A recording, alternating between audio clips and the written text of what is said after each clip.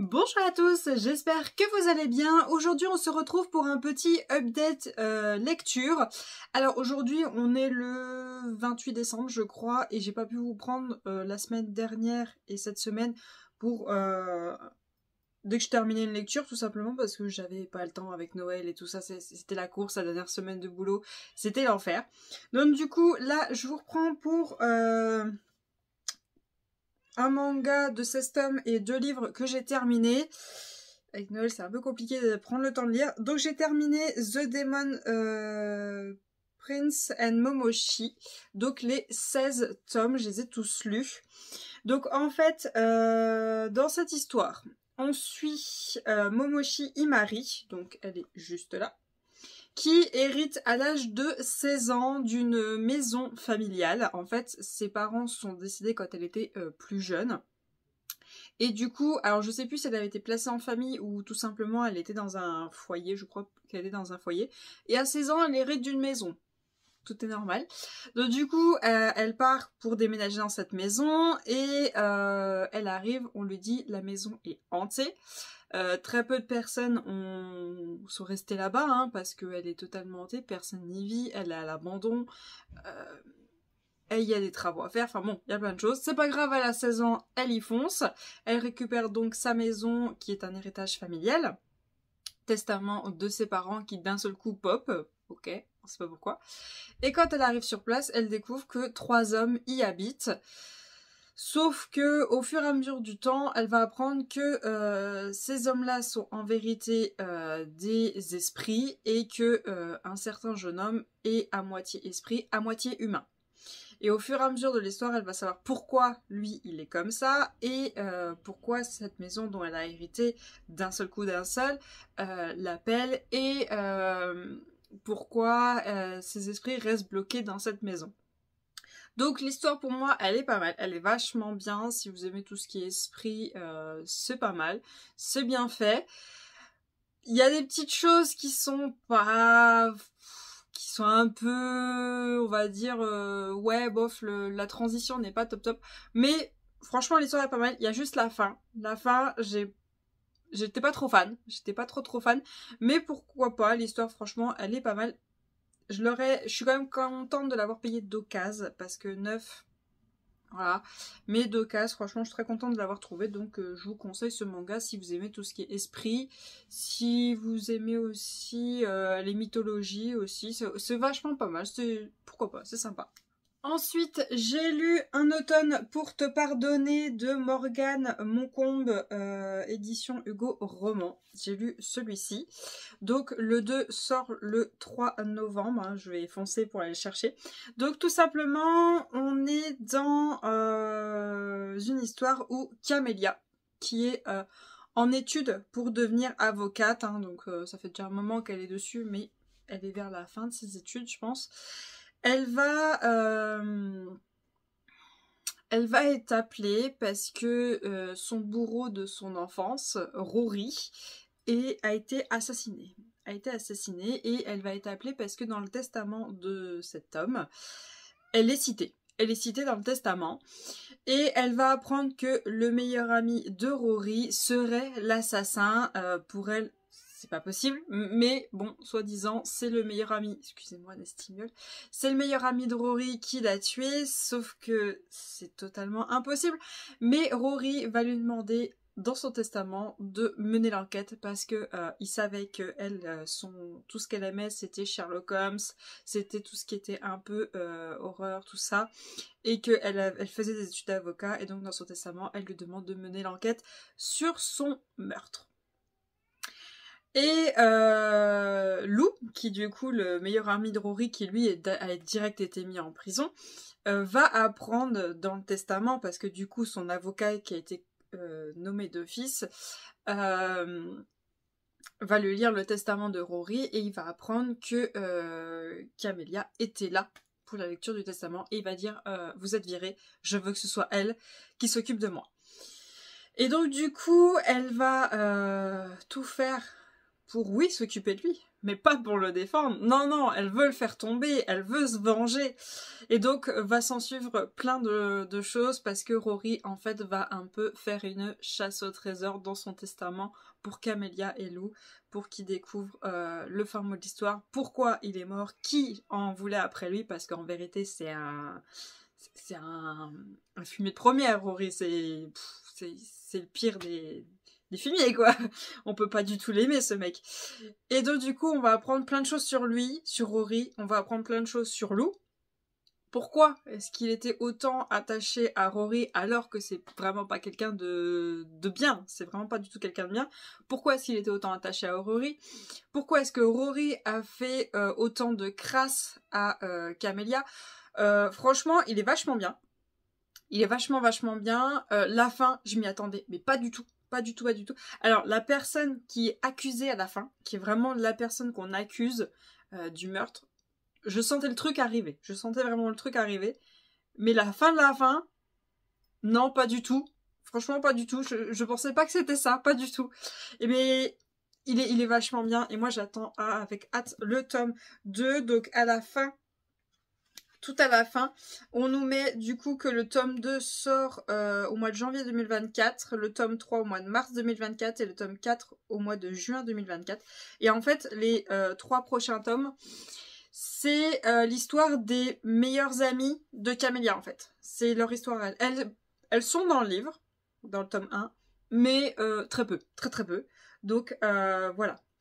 Franchement, vachement bien, je vous le conseille 100%, c'est pas mal. Moi qui aime pas trop les trucs policiers et tout ça, j'ai beaucoup apprécié. Ensuite, donc du coup, on est le 28 aujourd'hui. Hier soir, le 27, j'ai terminé The Devil's Son, tome 1. Je suis désolée, hein, mon accent anglais est pourri.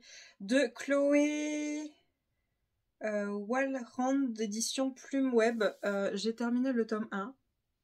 Le tome 2 est là, juste là. Il est contre la plaque là. J'ai direct allé l'acheter alors que j'avais pas encore fini. Je crois que j'étais au chapitre 17 ou 18 et je suis direct allée chercher le tome 2 alors que j'avais pas fini. Donc là je viens de le terminer. J'ai beaucoup aimé. Alors on suit Avalon. Avalon qui a une maladie cardiaque. Tout simplement son cœur est beaucoup trop fragile, elle peut pas faire de sport, elle peut pas manger ce qu'elle veut, enfin bon c'est un enfer, sa vie c'est l'enfer. Et du coup sa mère à contre-cœur la dépose dans une université pour qu'elle puisse avancer dans ses études parce que elle du coup il est hors de question qu'elle se laisse mourir quoi, il est hors de question, elle se bat, comme elle dit, elle place sa couronne sur sa tête, elle lève la tête, elle se tient droite et elle avance, elle ne se laissera pas avoir par la mort. Et elle veut absolument faire des études et avancer, tout ce qui l'importe c'est les études. Sauf que elle va se retrouver dans la chambre d'une fille qui est adorable, hein, c'est un amour, mais le frère de cette fille fait partie d'un gang. Voilà. Mais pas n'importe quel gang, le gang vraiment qui est le plus connu, qui est tout le temps là sur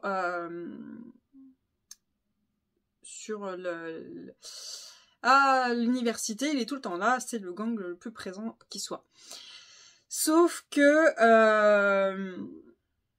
elle va un jour aller à une soirée et elle va se retrouver à partir de ce moment, de cette soirée, mêlée à ce gang, tout simplement parce que je crois que c'est Clark qui s'appelle.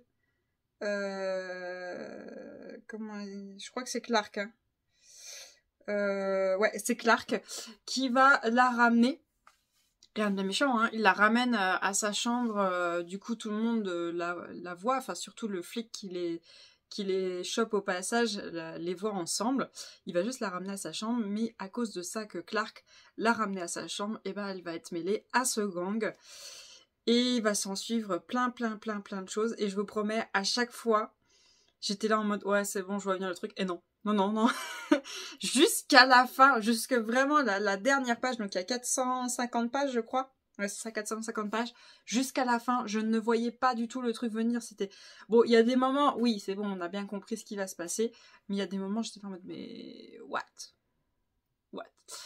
Et donc, du coup, on a quand même une romance entre Clark et Avalon, mais à la fin de ce tome, la romance c'est toujours pas abouti, quoi. Donc du coup, j'ai hâte de lire le tome 2 pour la suite. Mais il n'y a pas que cette romance qui vraiment nous tient dans cette histoire. Il y a cette histoire de gang, il y a cette histoire de la famille d'Avalon. On veut vraiment le fin mot de l'histoire, même si à la fin, on a quand même pas mal d'informations, mais on veut vraiment tout savoir. Il y a cette histoire des autres gangs qui sont mêlés dedans. C'est vraiment j'adore. Et on a cette croyance, comment est-ce qu'ils ont appelé ça? Cette croyance envers les divinités, je sais plus trop, de l'Olympe, ou je sais pas trop quoi, enfin envers Loki, Thor, tout ça. Mais à chaque fois, ce qui est très bien, c'est quand on a une petite information d'une croyance, donc par le Ragnarok et tout ça, ben, tout en bas, on nous donne plus d'informations si on connaît pas tout ça. Alors, je connais certaines choses, mais pas tout. Donc, j'ai été très contente que ce soit là. On a des petites musiques qui sont citées quand ils les écoutent. Donc, si vraiment vous voulez les mettre pendant qu'ils en parlent, hein, tu sais, genre, ils mettent la musique sur le post et ils mettent le nom de la musique et tout. Donc, vous pouvez les mettre en même temps pour être plongé dedans. Donc, c'est très bien. Moi, j'ai beaucoup aimé et je vais sûrement pas tarder à lire le tome 2. Donc voilà pour mon update lecture. Donc moi je vais vous laisser là pour cette partie-là et je vous reprendrai plus tard quand j'aurai lu d'autres livres. Je vous reprends pour la suite de mon avis lecture. Donc aujourd'hui je crois qu'on est le 4 janvier. J'ai terminé le 1er janvier Ces promesses maudites de Lexi Ryan. Donc... En totale honnêteté, je n'ai pas trop aimé. Voilà. Donc en gros, on suit Brie, donc Gabriella, je crois, c'est son prénom, donc celle qui est juste là, qui déteste les faées. Elle déteste complètement les faées, donc en fait leur monde est divisé en deux, le côté les humains, le côté les faées, et en fait elle déteste les faées parce que un jour sa mère à Brie et sa petite sœur les a abandonnés pour partir en gros avec son amant qui est un faé. Je crois qu'elle les a abandonnés, elle devait avoir 9 ans. 9 ans, je crois, elle les a abandonnés, leur mère. Et donc, Brie déteste les faées et en veut énormément à sa mère de l'avoir abandonnée, elle et sa petite sœur. Et du coup, en fait, leur mère les a confiés à leur oncle. Mais leur oncle est décédé, je sais plus trop quoi, je crois que c'était une maladie ou je sais plus trop quoi. Du coup, elles vivent chez leur tante, qui leur tante les considère un peu genre à la Cendrillon, quoi. C'est leurs esclaves, mais il faut quand même qu'elles aillent travailler ailleurs aussi pour rembourser leur tante. Voilà. Mais à chaque fois qu'elles ont du retard sur leur paiement, ça augmente leur dette. Voilà. En gros. Mais du coup, leur tante en a ras-le-bol d'attendre leur paiement, et donc du coup, elle va vendre la plus petite des sœurs, donc la petite sœur de Brie, aux faées pour rembourser leur dette. Sauf que Brie, c'est pas possible, sa sœur, c'est tout pour elle. Du coup, elle va tout faire pour rejoindre les faées pour pouvoir aller libérer sa sœur. Donc voilà, en gros, l'histoire à peu près. Ça, c'est en gros les 2 premiers chapitres, je crois, même pas. Et ben en fait je n'ai pas du tout aimé l'histoire parce que elle était un peu fouille, j'étais perdue. Par exemple, je vais vous dire, à un moment on parle d'une armoire, limite il m'aurait fallu le croquis de l'armoire parce que j'étais complètement paumée, je comprenais plus rien. On nous parle des couleurs des yeux d'un certain faé, limite il m'aurait fallu ses yeux en image parce que là j'étais paumée, je savais plus quoi faire ni quoi comprendre, j'étais totalement paumée. L'histoire n'est pas mauvaise en soi, mais elle est assez bordélique, je trouve. C'est un peu le fouillis. Et alors, Brie, au début, elle est, on va dire, un peu badass. Elle est quand même vachement intéressante. Mais après, comment vous dire qu'après, je la trouve cucugnangnang et complètement bête. Je la trouve vraiment bête après. Elle est cruche au pas permis. Il y a des trucs, c'est flag, mais elle est vraiment très cruche. En fait, la Brie qu'on avait au début du livre, au milieu, c'est plus du tout la même. À la fin, c'est plus du tout la même. Voilà, je l'aime plus du tout. Je l'aime plus du tout, l'héroïne. J'en avais ras-le-bol. Elle me saoulait. À un moment, il se passe un certain moment. Comment expliquer ? c'est le moment où il se passe au niveau d'une douche. Voilà, au niveau d'une douche. Peut-être que ça parlera à ceux qui l'ont lu. Je me suis dit, ça y est, il va se passer un truc. Ça y est, elle tilte dans sa tête. Même si elle est pas... elle réagit pas d'elle-même. Mais je me suis dit, ça y est, ça vient. Ah bah en fait, non. Non, non. Bon. Donc du coup, j'ai été déçue. J'ai vraiment été déçue. En plus, je l'ai en collector. Donc bon. J'ai été déçue de l'histoire. Après la fin, bon la fin, franchement, j'attendais le truc, hein, je voyais venir gros comme une maison. La fin, je me suis dit, bon, à mon avis, il y aura un tome 2. Il y aura un tome 2, si le tome 1 a eu beaucoup de succès, le tome 2 sortira. J'espère que dans le tome 2, parce que bon, j'aimerais quand même que Brie finisse avec celui dans lequel je pensais qu'elle allait finir. J'aimerais quand même qu'elle finisse avec lui et que vraiment elle devienne badass. Bah, j'espère vraiment que le tome 2, quand il sortira, Brie sera devenue badass. J'espère vraiment. Et que ce soit mieux parce que là, franchement, c'était devenu une princesse à chouchouter alors que en vrai, elle est badass. En vrai, elle est badass la meuf. Mais elle était devenue inintéressante, vraiment inintéressante. Ça me saoulait, vraiment ça me saoulait. Surtout quand elle était avec un certain prince. Voilà, c'est celui avec lequel elle finit à la fin, mais bon, quand elle était avec lui, waouh. Voilà, donc moi pour le moment, s'il n'y avait pas une suite, franchement, je vous conseillerais pas du tout. J'espère que la suite sera 1000 fois mieux et que vraiment, bon bah, il faudra se taper le tome 1 pour avoir une suite au top. Mais là, pour le moment, si on doit faire juste avec ça, le livre est magnifique, mais c'est tout. Voilà, l'histoire, non, moi j'ai pas du tout aimé. Ensuite, donc aujourd'hui, on est le 4 janvier et je viens de terminer, hop, les 10 tomes de Honey comme Honey. Donc celui-ci, voilà. De Yuki Shireshi, éditeur Delcourt Tanko. C'est un shoujo. Hop, si vous voulez voir. Et donc il y a 10 tomes. Et il est terminé. Voilà, je les ai eus pour Noël. Donc j'ai totalement lu d'une traite. Ça m'a pris 2 jours, même pas 2 jours pour tout lire. Donc ça a été assez rapide. On suit dans cette histoire... attendez, je vais poser les autres tomes pour éviter de les faire tomber. On suit dans cette histoire Mitsu. C'est ça? Ouais, Mitsu, donc la petite qui est là. Et alors c'est son nom de famille, je crois qu'elle l'appelle jamais par son prénom, elle. Kumageya, lui. Qui se retrouve à être dans la même classe. Et Kumageya est assis juste derrière Mitsu à l'école. Sauf que le problème de... Je veux dire ce garçon parce que son nom de famille est pas pratique. Ce garçon, on l'appelle le Grizzly fou, parce qu'en fait, il a un regard mauvais. Il a vraiment un regard mauvais. Il fait très peur. Mais en vérité, Mitsu, elle va découvrir son secret, c'est que c'est un garçon adorable. Il adore faire des créations, faire des petites figurines, des petites barrettes pour les cheveux, enfin plein de choses. Il adore tout ce qui est mignon. Et c'est juste qu'il est extrêmement timide et qu'il ne sait pas comment se comporter avec les autres. Donc du coup, tout le monde a peur de lui parce que il sait pas trop comment se comporter. Et en fait, elle va découvrir qui il est et elle le trouve tellement adorable qu'elle voudrait que tout le monde sache qui il est. Mais au final, va s'en suivre une relation entre les deux. Au final, bon bah vous doutez bien, ils finiront ensemble.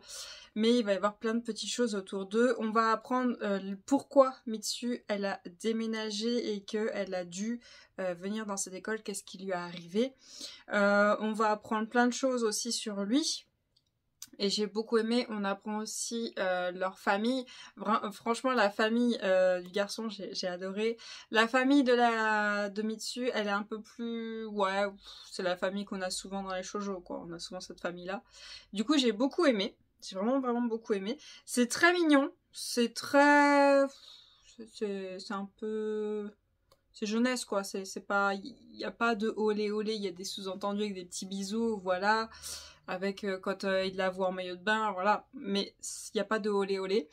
Mais à la fin, franchement, la fin des 10 tomes pourrait donner sur une saison 2. Je sais pas, je pense pas que l'autrice a prévu de le faire, mais ça pourrait donner sur une saison 2 un peu plus olé olé. Enfin, un peu plus mature. Parce qu'en fait, ils sont... à la fin, ils ont pas encore franchi le cap de la relation physique à la fin.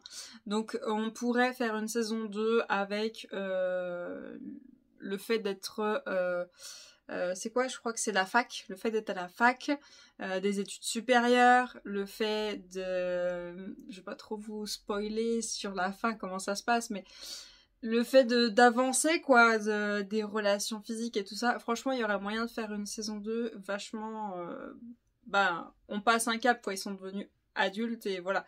Il y a moyen de faire une saison 2, mais je ne crois pas que c'est le but de l'autrice, mais j'ai beaucoup aimé. C'est très doux, très mignon. De toute façon, vous le voyez avec les petites peluches qui sont là, vous en avez sur d'autres tomes, vous les voyez. C'est tout mignon, j'ai beaucoup aimé, j'ai vraiment adoré ce manga. Attendez, j'ai perdu le focus.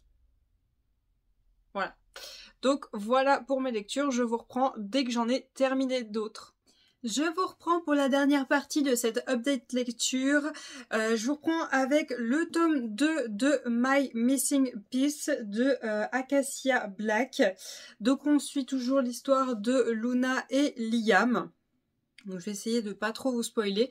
Suite à la fin du tome 1, je m'attendais à quelque chose dans ce tome 2. Vraiment, la fin du tome 1 m'avait trop hypé pour lire le tome 2, sauf que ça n'a pas du tout été ce à quoi je m'attendais. Mais alors pas du tout. C'était pas ça, voilà. Donc tout le début je n'ai pas aimé, donc à partir du chapitre 15, c'était un petit peu mieux, mais c'était toujours pas ça. Excusez-moi, il fallait que j'éternue. Donc du coup, à partir du chapitre 15, ça commence à être mieux. Mais avant, tout ce qui est avant le chapitre 15, j'ai pas du tout aimé, j'aimais pas du tout. Enfin, aux environs, hein, si je me rappelle bien. Et à partir d'un moment dans le livre, Liam s'en va. Liam s'en va, je vous dirai pas plus. Mais du coup, à partir de ce moment-là, ça commençait à être mieux. Un peu mieux, c'était pas encore trop ça. Et au bout d'un moment, il revient, et là, c'était mieux. Là, c'était mieux, beaucoup mieux. Mais il y a que à la fin, vraiment à la fin, dans les derniers chapitres, qu'on comprend la fin du tome 1. Parce que sinon, quasiment tout le livre, on comprend pas la fin du tome 1. On se dit, ouais, ok, non. Et donc on comprend à la fin pourquoi, mais non, j'ai pas du tout aimé, et il y a toujours eu ce problème que j'avais aussi dans le tome 1, que j'ai l'impression d'avoir affaire à des ados et pas à des adultes, sachant que dans le tome 2, il n'y a pas de chapitres où on est dans le passé de Liam et Luna. On a des chapitres où c'est le passé de quelqu'un d'autre, mais on n'a pas celui de Liam et Luna. Mais du coup, je n'ai vraiment pas aimé. J'avais l'impression d'avoir affaire à des ados plutôt que des adultes. C'était pas... Non, ça me plaisait pas du tout. Ça me plaisait pas du tout. C'est sympa, mais sans plus. C'est pas un coup de cœur pour moi. Pour moi, celui-ci, ce sera un non. Le 1 passe mieux que le 2 pour moi. Ensuite, j'ai lu Le baiser du renard de Saki Ekawa, Soleil Manga, donc qui est en 3 tomes, c'est l'histoire complète. J'ai beaucoup aimé. En fait, on suit Yori, qui est l'esprit renard, et Koharu, la jeune fille qui est juste là, qui va hériter des pouvoirs de sa grand-mère quand elle va décéder. Donc les pouvoirs de sa grand-mère, c'était qu'elle voyait les esprits, mais pas que, elle avait aussi un autre pouvoir avec le fait de pouvoir voir les esprits. Et quand elle va avoir ce pouvoir, elle va rencontrer Yori, qui va faire d'elle sa femme. Voilà, comme ça, voilà, il la rencontre, il fait d'elle sa femme. Et du coup, va s'en suivre plein de choses. On va découvrir qui il est, lui. On va découvrir un peu plus qu'a vécu sa grand-mère, d'avoir ce pouvoir, mais que personne d'autre n'a ce pouvoir dans la famille. Donc du coup, tout le monde la prend pour une folle. Du coup, elle va comprendre un peu ce qu'a vécu sa grand-mère. Il va se passer plein de choses par rapport à ces pouvoirs-là. Mais franchement, j'ai beaucoup aimé. C'est bien dessiné, c'est bien écrit. Ça aurait pu se faire avec 1 ou 2 tomes de plus, pas plus. Mais c'était vachement bien. Et la fin fait qu'il y aurait possibilité de faire une suite, par exemple une genre de saison 2, on pourrait, ça serait possible, mais j'ai beaucoup aimé et franchement je vous conseille en plus en 3 tomes, donc c'est assez rapide. Ensuite, le dernier livre que j'ai lu, c'est L'effet boule de neige de Clara Hérault de l'éditeur Hachette Roman. J'ai adoré. J'ai adoré. Ensuite, on suit Iris qui est follement amoureuse de son meilleur ami. Son meilleur ami qui est parti étudier aux États-Unis pendant 1 an, mais il revient pour les fêtes de Noël, donc là il a déjà fait 4 mois. Sauf que Iris a toujours été amoureuse de lui, vraiment, mais love, mais elle lui a jamais dit, vraiment jamais. Mais avant qu'il parte, ils se sont embrassés à une soirée, mais il lui en a jamais parlé. Du coup, elle, dans sa tête, elle s'imagine que ces 4 mois de séparation va lui faire un déclic à lui, et que du coup il va lui dire, bon bah on se met ensemble, je t'aime, voilà. Sauf que problématique, c'est quand il descend de l'avion, il est accompagné de sa copine, voilà, donc la pire des choses qui pouvaient lui arriver. Et du coup, la meilleure amie de Iris, qui s'appelle Anastasia, va lui proposer de faire un fake dating avec le grand frère de son meilleur ami, que d'ailleurs son meilleur ami déteste son grand frère. Donc voilà, c'est un peu le bordel, mais on voit tout arriver, on voit vraiment tout arriver, mais c'est tellement bien, tellement drôle, tellement j'ai adoré, je réagissais comme une gamine à chaque fois, j'étais là en mode ah non, j'ai adoré, j'ai vraiment beaucoup adoré.